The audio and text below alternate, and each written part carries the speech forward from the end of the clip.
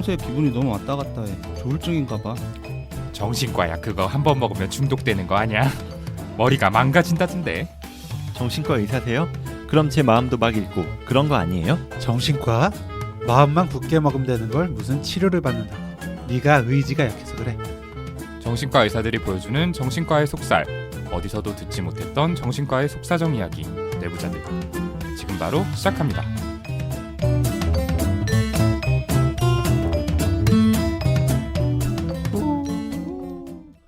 네, 안녕하세요. 젊은 정신과 의사들이 하는 솔직하고 은밀하고 자상한 정신건강과 마음 이야기 내부자들입니다.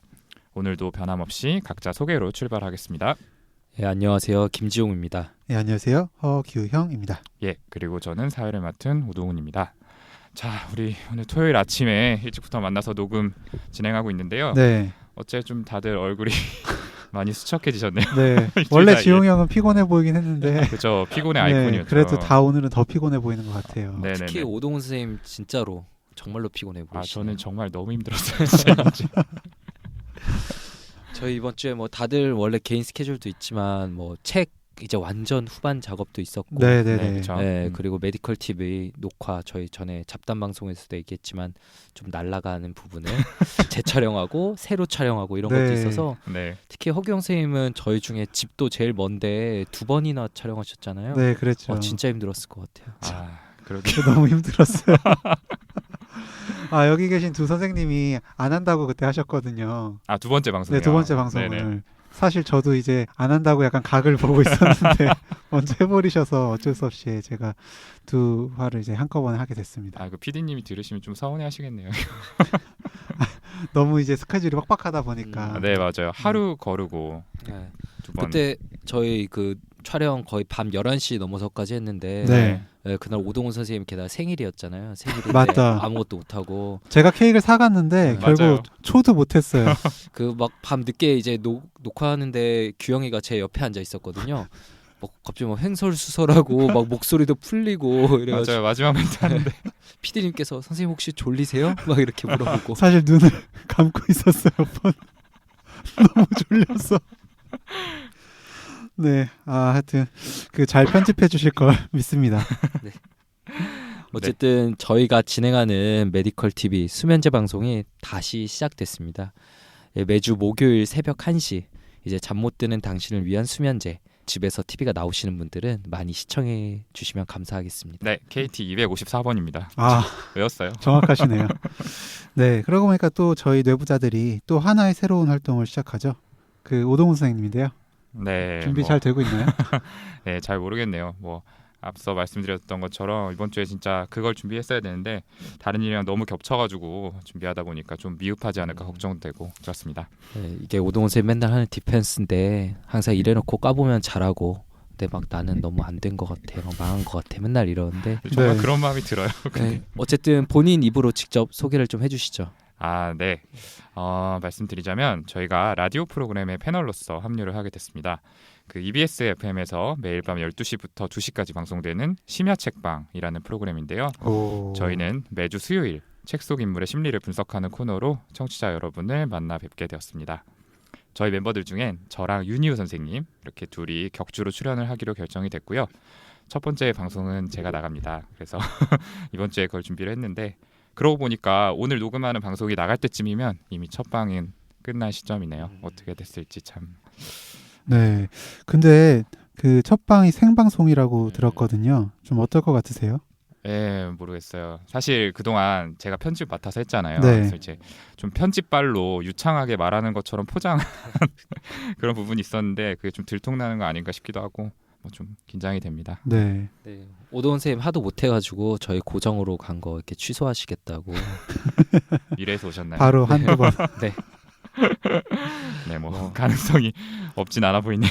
어쨌든 잘 하시리라 믿고 저희 뇌부자들 이름에 먹칠하지 않게 네네. 알아서 잘 하시리라 믿습니다. 네, 네. 노력하겠습니다. 우리 내부자들을 대표해서 하는 만큼 우리 허우성, 김연예인 에릭, 지용 스타 김 선생님 두 분의 선생님께 누를 끼치지 않도록 노력하겠습니다. 두 사람 아닌 것 같아요. 나날이 이름이 길어져요. 네. 네, 팬분들이 계속 별칭을 붙여주셔서. 네, 그럼 본격적으로 오늘 방송 시작해 보도록 하겠습니다. 오늘의 정비소 주제는 뭔가요, 허경 선생님? 네, 오늘의 주제는 정신과 입원 그것이 알고 싶다입니다. 저희가 이전에 약물에 대한 의문을 풀어드리는 시간을 가졌었는데요. 약 못지않게 많은 분들께서 또 궁금해하시는 게 바로 이제 정신과에서의 입원 치료입니다. 네, 뭐 입원을 위해선 어떤 절차를 거쳐야 되는지, 정신과 뭐 병동의 환경은 어떠한지, 입원을 하면은 어떤 치료를 받게 되는지 저희에게 메일을 통해서 이런 질문을 해주신 분들이 여럿 계셨고요. 네, 사실 이제 저도 병원에 있다 보면은 환자분이 아닌 그냥 보호자분께서 가족분께서 오셔서 이런 걸 여쭤보시는 분들도 계시거든요. 맞아요. 네. 그래서 오늘은 저희가 질문과 답변 형식을 빌려서 이번 치료 전반에 대해 궁금증을 해소해드리는 시간을 좀 가지려고 합니다. 네, 좋습니다. 그럼 바로 시작을 해보도록 하겠습니다. 정신과 입원 그것이 알고 싶다.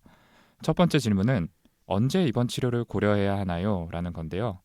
조금 광범위한 질문이긴 하지만 답변 한번 드려볼까요? 네, 뭐 사실 경우는 굉장히 다양하죠. 그렇죠. 가장 일반적인 거는 외래 치료를 받아도 충분히 상태가 호전되지 않는 경우라는 건데 네, 저도 이제 제 병원에서 진료 보시는 분들께 뭐 죄송하지만 이번 치료를 고려해야 될 것 같다 이러고 진료 의뢰서를 제가 수련받았던 대학병원에 써드리고 이런 경우도 꽤 네, 자주 네. 있어요.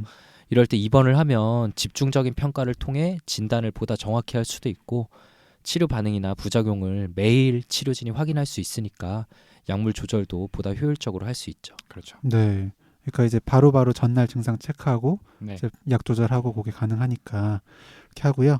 또 그만큼이나 흔한 게 자타의 위험성이 명확할 때입니다.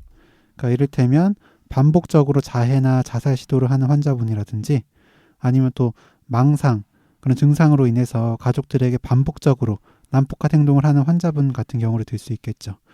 자타의 위험성이 높은 분 같은 경우에는 외래에서 통원 치료를 받는다고 해도 그 사이에 어떤 일이 생길지를 장담을 할 수가 없잖아요. 네, 그렇죠. 네, 그렇기 때문에 반드시 입원을 좀 권유드리고요. 간혹 환자분의 의사, 그러니까 환자분은 원치 않더라도 저희가 입원을 진행하기도 합니다.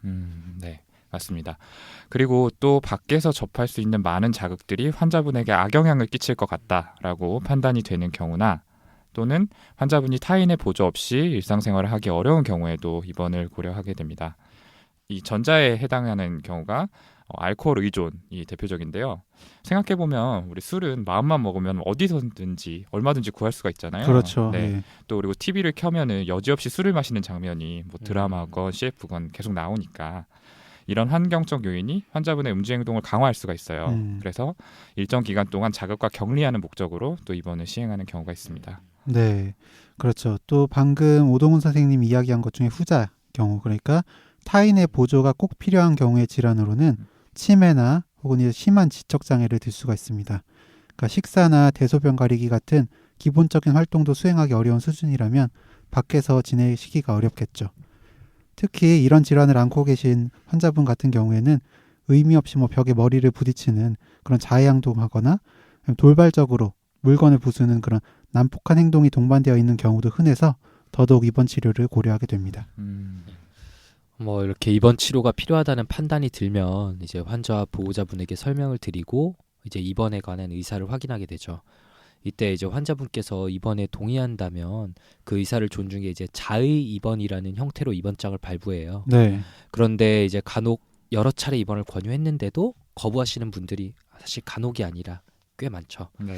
네. 근데 입원 필요성 그 중에서도 자해 및 타해의 위험성이 명확한 경우에는 환자분께서 거부하더라도 입원 치료를 시행할 수 있도록 장치를 만들어 놨는데요. 그것이 바로 보호 입원입니다. 네, 이 보호 입원이라는 형태는 그 환자분 본인하고 또 주변 사람들의 안전을 보호한다는 의미가 담겨 있습니다. 보호 의무자 2인의 동의와 또 정신과 전문의의 진단이 있으면 우선 입원이 가능하고요. 이때 보호 의무자란 환자분의 직계 가족, 그러니까 부모님이나 아니면 자녀분 또는 이제 가족 중에서도 생계를 같이 한다는 것을 증명할 수 있는 친족이어야 이 보호 의무자의 요건을 충족을 하게 됩니다. 여기에 더해서 예전에 저희가 6화 정비소 시간에 그 정신보건법 개정안에 대해서 말씀을 드렸죠. 그 2017년 5월 말을 기점으로 기존 정신과 전문의 1명의 진단만으로 입원이 가능하던 게 2인의 진단이 일치되어야 하는 것으로 변경이 됐습니다. 그래서 입원 후 2주 이내에 지정 진단 의료기관에 근무하는 전문의가 출장을 나와서 환자분하고 면담을 하고요. 그래서 입원이 필요하다라고 판정을 내려야만 이 보호 입원을 유지를 할 수 있는 거죠. 네. 그 오동훈 선생님은 지금 국립병원에서 근무 중이시라서 출장 진단을 어쨌든 직접 하고 계시잖아요. 네네. 그 좀 궁금한 게 실제로 입원이 필요하지 않다고 판정을 내리게 되는 경우가 좀 있나요? 사실은 거의 없어요. 네. 음, 어쨌든 1차로 입원이 필요하다고 결정을 내린 선생님도 정신과 전문의시잖아요. 그렇죠. 그리고 그래서 환자분의 상황에 맞는 적절하신 판단을 하신 경우가 대부분이고요. 네. 또 법 개정 후에 이 보호 입원 판정을 내리는데 그 로컬에 계신 선생님들도 좀 더 신중해지는 분위기가 형성이 된 것도 어느 정도 좀 영향을 준 것 같습니다. 아, 그렇군요. 사실 평소에 출장 진단 때문에 나 너무 운전하는 거리가 너무 많다, 너무 힘들다 맞아요. 얘기하잖아요. 네, 저 하루에 네. 막 150km, 200km 이렇게 운전할 때도 네, 있어요. 그러니까요. 그래서 출장 진단이 진짜 얼마나 좀 실효성이 있는지 좀 궁금했었거든요. 네네. 뭐 거기에 대해서는 제가 아직은 공무원 신분이기 때문에 좀 말씀드리기가 어렵고요. 네. 이제 4월 초가 지나면은 한번 특집을 마련해서 시원하게 말씀드리도록 하겠습니다. 네. 그 또 이제 환자분이 입원을 원치 않는 경우에 가족분들이 고민하시는 것 중 하나가 그 환자분을 어떻게 병원에 모시고 와야 하냐는 거죠. 네. 그러니까 사실 병원에 가자고 하면 입원을 하게 될 걸 이제 미리 알고 안 가겠다고 고집을 부리시는 분들이 많거든요. 예, 이런 경우에 이제 연락이 와서 병원에서 좀 어떻게 도움을 줄 수 없냐 이런 질문도 참 많이 맞아요. 받았습니다. 네. 맞아요. 네. 예, 저희 참 많이 받게 되는 질문인데 막 혹시 그 대학병원에 입원 치료를 결정하게 되면 거기서 이제 구급차를 보내주냐 이렇게 여쭤보시는 네, 경우도 네. 많은데요. 결론부터 말씀드리면 그렇게 병원에서 뭐 구급차나 혹은 인력을 보내서 환자분을 모셔오는 건 불법이에요. 이제 환자 유인 행위에 해당이 되기 때문이고 인권적인 측면에서도 좀 해당되는 게 있죠. 그리고 어쩔 수 없으니까 사설 구급차를 이용해서 오시는 경우도 많은 게 사실인데요. 네, 예, 환자분이 원하지 않는데 완력으로 제압한 후에 억지로 데려오는 건 역시 나중에 문제가 될 소지가 많아요. 근데 이제 법적으로도 이렇게 문제가 되는 것도 있고 가족분들이 사실 더 걱정하시는 건 법적인 것보다도 이렇게 한번 강제 입원을 진행하면은 가족 간의 관계가 틀어져 버릴 거에 대해서 더 큰 걱정을 하시죠. 그렇죠. 예. 네네. 예. 물론 정말 환자분께서 증상이 잘 좋아지시고 나중에 내가 이렇게 가족들에게 누를 끼친 행동을 했었구나, 적시에 치료를 해줘서 고맙다라고 얘기하시는 경우도 있지만 안 그런 경우 있는 것도 네, 네. 방금 말한 건 네. 사실 좀 이상적인 케이스인 그쵸. 것 그리고 같긴 사실 이 해요. 제압당한 그 네. 경험이 되게 트라우마잖아요. 트라우마로 네. 남아서 어쨌든 가족들이 나에게 이런 행위를 했다라는 거에만 꽂히셔서 평생 가족들에게 이렇게 화를 내시는 분들도 있고요. 네. 그래서 어쨌든 제일 좋은 건 그러니까 환자분을 가족분들이 어떻게든 설득해서 병원까지 직접 오게 하시는 건데요. 사실 이게 쉽지 않은 정도도 아니고 거의 불가능한 일이죠. 그래서 막 그 가족분들에게 이런 가이드를 드릴 때마다 저도 참 난감하고 괜히 죄송스럽고 그렇더라고요. 네, 맞아요. 사실 설득이 돼서 오실 정도면은 이런 문의를 하지도 않았겠죠. 그렇죠. 뭐 예, 구급차를 예, 보내달라든지. 네, 이럴 때 이제 또 하나 생각해 볼 수 있는 게 응급 입원이라는 건데요. 이 환자분의 행동이 통제가 되지 않을 정도로 많이 난폭하거나 아니면 심한 소란을 야기할 경우에 이 경찰과 동행해서 병원에 내원을 할 수가 있습니다. 그래서 네. 입원을 하게 되는 경우가 있는데요. 앞서 언급한 보호 입원의 경우에는 이 정신과 전문의의 즉각적인 대면 진료와 판단이 반드시 필요한 반면에 이 응급 입원 같은 경우에는 경찰관하고 그냥 의사 1인의 판단 하에 진행을 할 수가 있습니다. 단 입원을 하게 되면은 3일 이내에 반드시 뭐 자해 입원이라든지 보호 입원이라든지 이렇게 다른 입원의 형태로 전환을 해야 되죠. 사실 뭐 응급 입원을 하는 경우가 아주 안 흔하죠. 네, 흔하지는 네. 않아요. 네. 근데 은근 있더라고요. 또 네, 또 예. 네, 보다 보면. 그래서 잘 모르시는 경찰관 분들도 계시고 맞아요. 여러 번 해보셔서 잘 하시는 분도 계세요. 네네네. 하지만 이제 뭐 부득이한 상황에서 이런 방법도 있다는 거 청취자분들께서 알아두시면 좋을 네네. 것 같고요. 또 하나 이제 많이 여쭤보시는 게 입원을 진행할 때 특히 물어보시죠. 환자분께서 원하시면 퇴원을 할 수 있는지 네. 이거에 대해서 여쭤보시는데 아무래도 정신과에 입원한다고 하면 병원에 오랫동안 갇히게 될 것 같은 그런 이미지가 있어서 환자분들은 퇴원 못 하실까 봐 걱정하셔서 여쭤보시고 반대로 보호자분들은 환자분께서 충분히 좋아지지 않은 상태에서 가족들에 대한 원망만 가지고 있는 그런 상태에서 퇴원을 하게 될까 봐 걱정하시게 되죠. 네. 정답을 말씀드리자면 자의 입원을 하신 경우엔 환자분이 원하면 지체 없이 퇴원을 시켜야 됩니다. 그렇기 때문에 간혹 보호자분들이 이 사실을 알고 보호 입원으로 진행하시기를 원하시는 경우가 있어요. 하지만 보호 입원의 경우에는 자타 위험성이 명확한 경우에만 시행할 수가 있고, 그러한 상황이라도 환자분이 만약에 내가 입원을 하겠다라고 입원 의사를 밝히시면 자의 입원으로 우선 고려해야 됩니다. 네, 맞습니다. 그렇지만 이 보호자분들이 걱정하시는 것처럼 증상이 완전히 가라앉기 전에, 그러니까 환자분께서 이성적인 판단을 하기 어려운 상태에서 퇴원을 고집하실 가능성에 대해서도 고려가 필요하겠죠. 그래서 이 동의 입원이라는 절충적인 입원 형태가 신설이 됐는데요. 이거는 환자분의 자발적인 입원 의사랑 보호 의무자 1인의 동의가 있어야 됩니다. 그래서 환자분이 퇴원을 원하고 보호자분 역시 퇴원에 동의할 경우에 퇴원이 가능하지만, 네. 보호자분이 퇴원을 원치 않고 또 정신과 전문의가 판단하기에도 입원을 유지하는 게 좀 더 필요하다라고 판단이 되는 경우에는 보호 입원으로 전환이 가능한 그런 입원 형태라고 할 수 있습니다. 네. 그러니까 뭐 쉽게 얘기하자면 보호 입원에 비해서 강제성이 좀 덜하면서 자의 입원보다는 안전장치가 하나 더 존재하는 입원 형태라고 생각하시면 될 것 같고요. 네, 맞죠. 네. 이러한 입원 절차와 유형에 대해 알아두는 건 환자분과 보호자 모두께 이렇게 도움이 될 거라고 생각하는데, 솔직히 청취자분들 그리고 특히 이런 정보가 절실한 분들께서는 열심히 들으시면서도 내용이 너무 복잡하다고 느끼실 것 같아요. 찾아보기 쉬운 곳에 딱 이렇게 알기 쉽게 정리돼 있으면 정말 편할 텐데 말이죠. 네. 그러니까요. 진짜 경황이 없는 와중에 이런 거 다 고려해가지고 치료 방법을 선택하고 오시는 게 쉽지 않잖아요. 네. 어떻게든 환자분을 겨우 설득하거나 아니면 반강제로 부득이하게 병원 응급실까지 데려왔는데 법적인 입원 요건이 안 맞아서 그냥 돌아가시게 되는 경우들이 꽤 있잖아요. 네, 저희도 많이 맞아요. 봤고요. 그랬었어요. 네. 그럴 땐 그 보호자분들의 앞으로의 입장을 생각을 하면은 정말 죄송하기도 하고 또 걱정이 되기도 하고 그런 마음이 듭니다. 예, 그러면 다음 질문으로 좀 넘어가 볼게요. 다음 질문은 개방병동과 폐쇄병동은 어떤 차이가 있나요? 라는 질문인데요. 우리 여기에 대한 대답은 먼저 허경수 선생님께 좀 부탁드려보죠. 네. 사실 이제 정신건강의학과 하면 흔히 떠올리는 게 바로 이 폐쇄병동이죠. 네. 어떻게 보면 공포의 대상인데요. 상징적인. 네.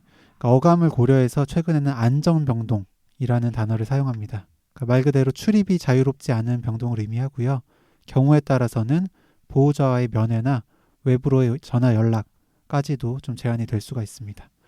그 안정병동으로 입원하시는 분들은 질환을 불문하고 행동 조절이 잘 되지 않아서 치료진의 긴밀한 관찰과 조치가 필요한 분들인 경우가 많습니다.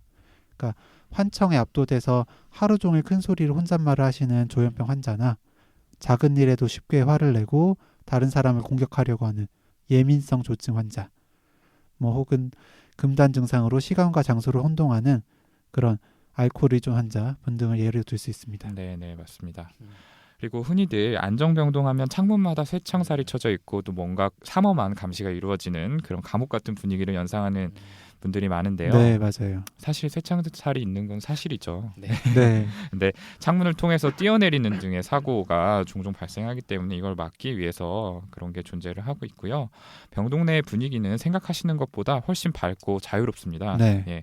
병원마다 조금씩 차이가 있겠지만 또 저희가 수련받던 병원에는 TV, 컴퓨터 그리고 탁구대, 러닝머신 이런 운동기구가 또 있기도 했고 환자분들이 이런 거를 이용하는 데 있어서 별 제약이 없었죠. 네. 예. 그리고 제가 지금 근무하는 병원도 마찬가지고요. 그 전에 월드컵 기간 이럴 때는 그 환자분들하고 병동 전체 이렇게 타협을 통해서 수면 시간도 좀 뒤로 늦추고 그랬었어요. 다 대탈. 보셔야 되니까. 네. 네. 보셔야 되니까. 또 이제 뭐 저는 지금은 이제 입원 시설이 없는 곳에서 근무를 하고 있지만 제 전공의 때는 환자분들이랑 탁구도 되게 많이 치고 장기도 많이 두고 그 안에서 거의 생활하다시피 했었습니다. 덕분에 환자분들이랑 친해질 기회도 많았고요. 근데 이제 그 영화 뻐꾸기 둥지 위로 날아간 새 영화 보시면은 치료진이랑 환자가 되게 대립을 하잖아요. 네. 그러다 보니까 이제 그거 보시고 실제로 그렇게 대립을 하는 것처럼 생각하시는 분들이 많아요.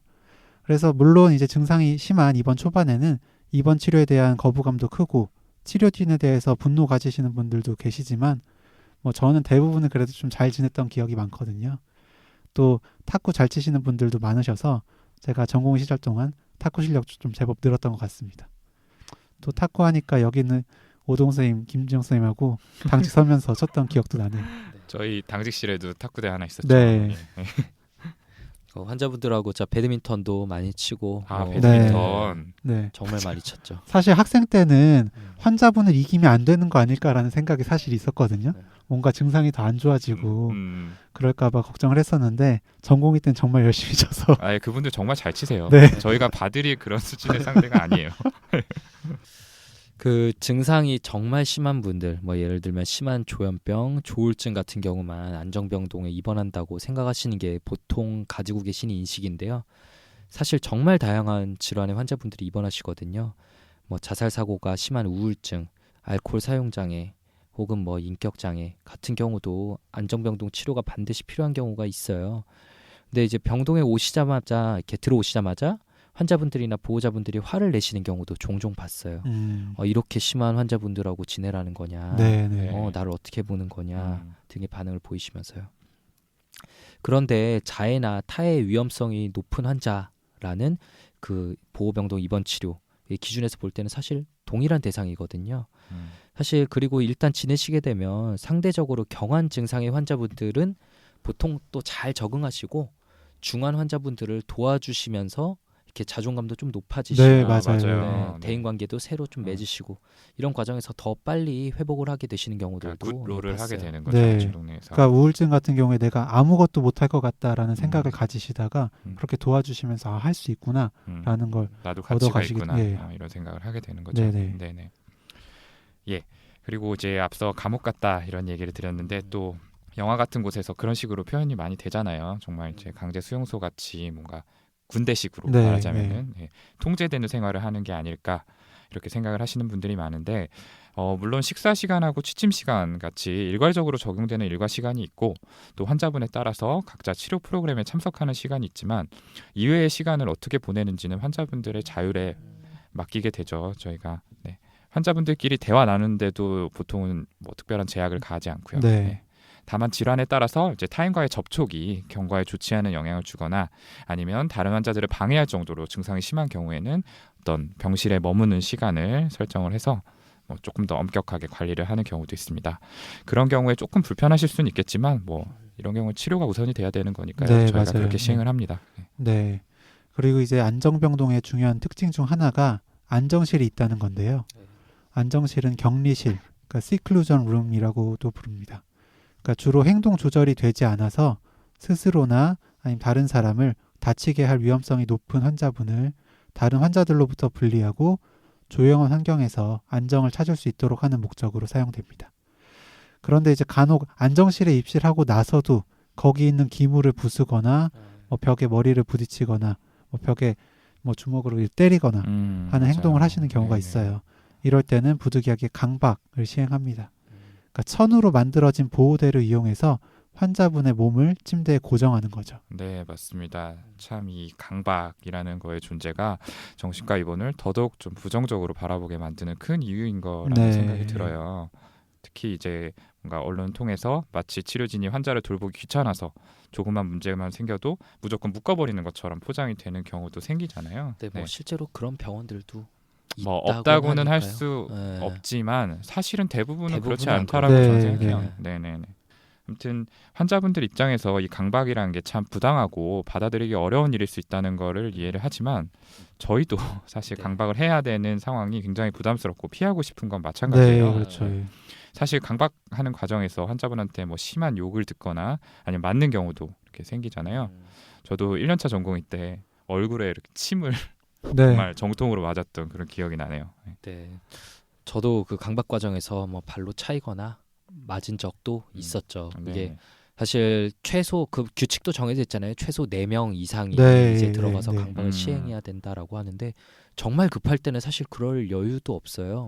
정말 돌발적으로 위험한 행동을 막 행동을 할 때. 급하신 경우에는 네. 보호사분을 기다릴 여지도 없이 사실은 저희도 나서야 되는 경우들이 있었으니까 그럴 땐 저희도 정말 무섭거든요. 네, 무섭고 네. 피하고 싶고 막 또 무서운 그러니까 증상이 정말 심할 때는 너 나중에 나가서 정말 죽여버리겠다 막 이런 말을 예. 하시기도 하는데 맞아요. 네. 네. 그러지 않을 거란 걸 알면서도 그래도 무서운 게 사실이죠. 네네. 네, 그래서 저희도 정말 피하고 싶은데 이렇게 말로 처음에는 좀 협조를 저희도 구하죠.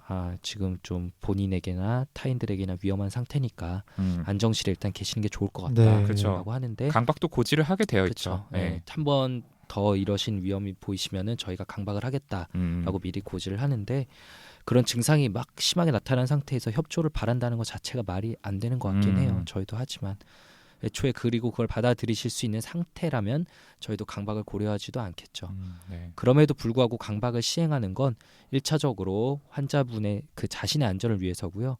그 다음으로는 다른 환자분들의 치료에 방해가 되지 않도록 병동 환경을 유지할 의무가 있기 때문이거든요.